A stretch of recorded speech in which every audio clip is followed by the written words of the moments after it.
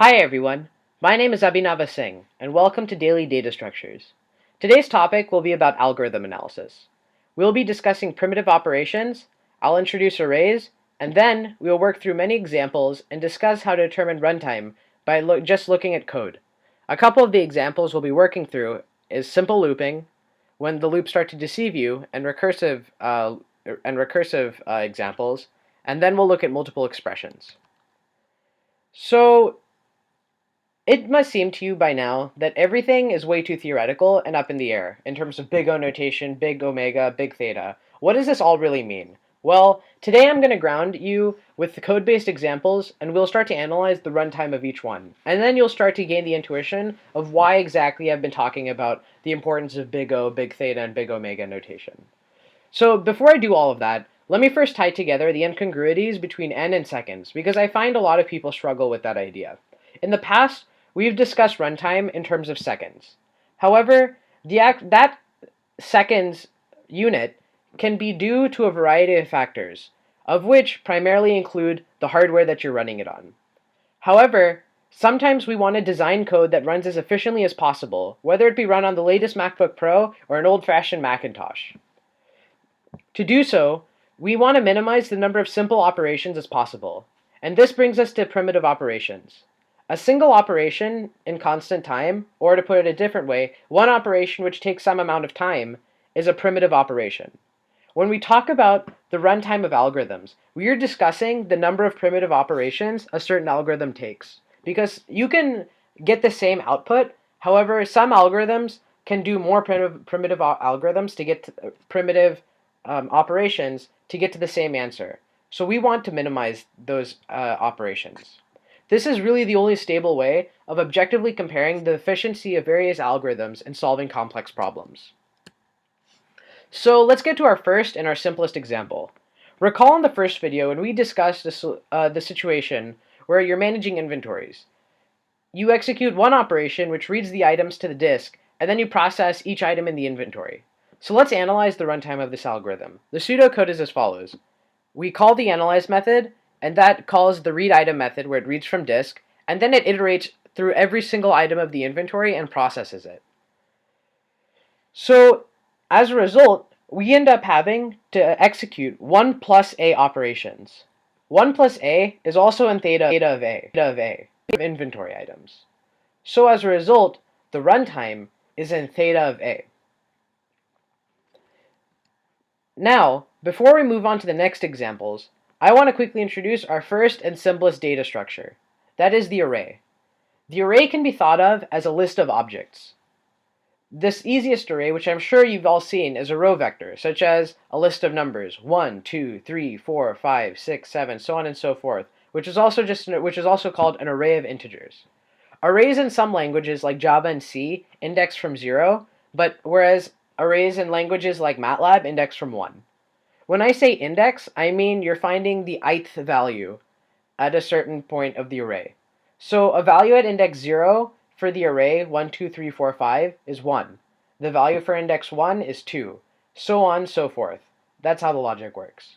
So you can also have 2-dimensional and 3-dimensional all the way up to nth dimensional arrays, which are just arrays within arrays. You have an array where each element of that array stores other arrays, stores another array, whose element stores another array, so on and so forth until you have n of them. So now that we understand this, we can start moving on to our next example. Some of you have probably noticed that we can just count the number of loops and make that n times the number of loops. And that could work for analyzing some runtimes of simple functions. But sometimes you have to be very careful. Let's look at a recursive example where this really isn't the case. Let's say we have a method that inputs a sorted array of integers and a target number that lies within the array, and then we output the index in the array where that target number lies. This is called binary selection or binary sort. So this is the code written in Java that implements binary sort, which I took from the notes of Jonathan Shuchuk in my CS61B class. I think this is a really nice way of implementing the method and should be a good reference for you all. However, I would definitely recommend implementing it yourself, as this is a very important way of sifting through and selecting numbers in an array in place. However, for those of you who don't know Java, I'll just quickly explain it to you from a big picture approach. The way binary search works is in the following. Let's say you have an array 1, 2, 3, 4, 5, 6, 7, 8, 10, 12, and 13. And say we want to find the index of the number 3. So we first look for the median's index. The median's index is the floor of the length of the array divided by 2. So first we need to check the median and then compare it to our target. Compare our target to the array of the median's index. In our case, the median's value is 6, and our target number is 3. 3 is less than 6. So if our target is less than the median value, then we call binary search on all of the values to the left of the median. Otherwise, we call if you had some value that was greater than 6 as your target number, then we can call binary values on all of the values to the right. So in our case, we now call binary search on 1, 2, 3, 4, and 5. Here the median index is 2, and so we compare 3 to array of the median index, which is 3.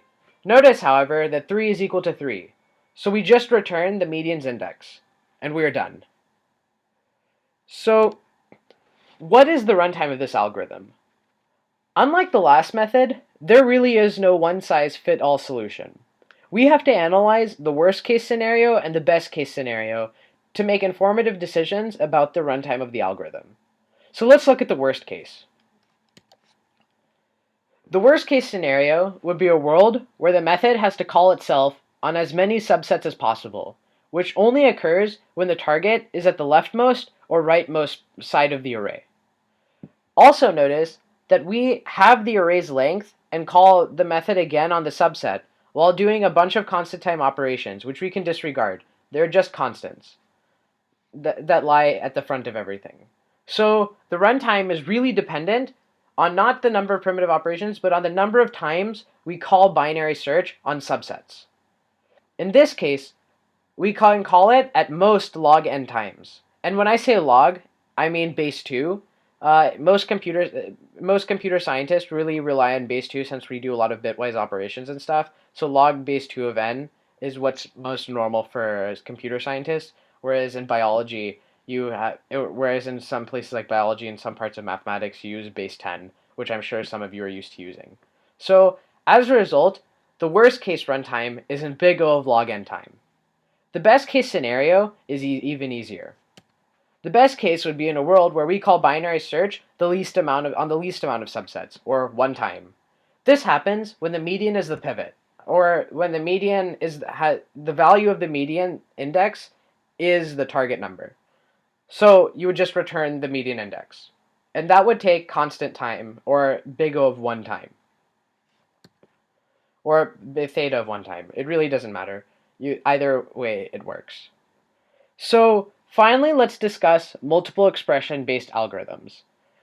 So let's say you have a sorted book collection, and you want to find all books that start with the title Algebra Is. And suppose you have B types of books. So let me propose the following algorithm to solve this problem.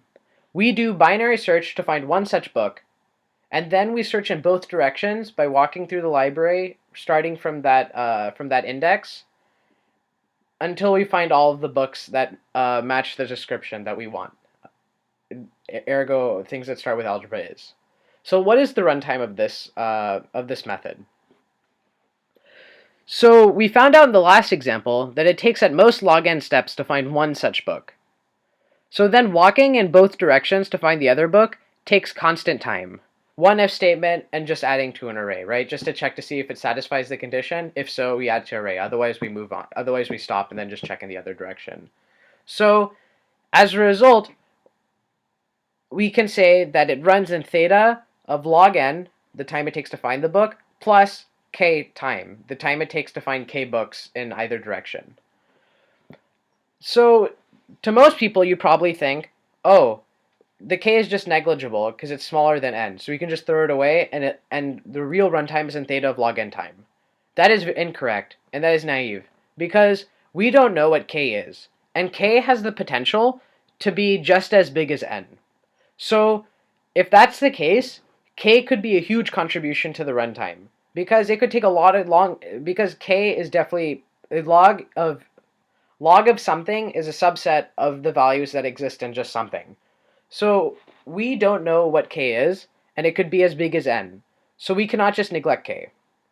As a result, we need to say that the runtime is in theta of log n plus k. So you're probably thinking right now, is there a formula to this? Is there a set way where I can just go through and immediately understand what the runtime is?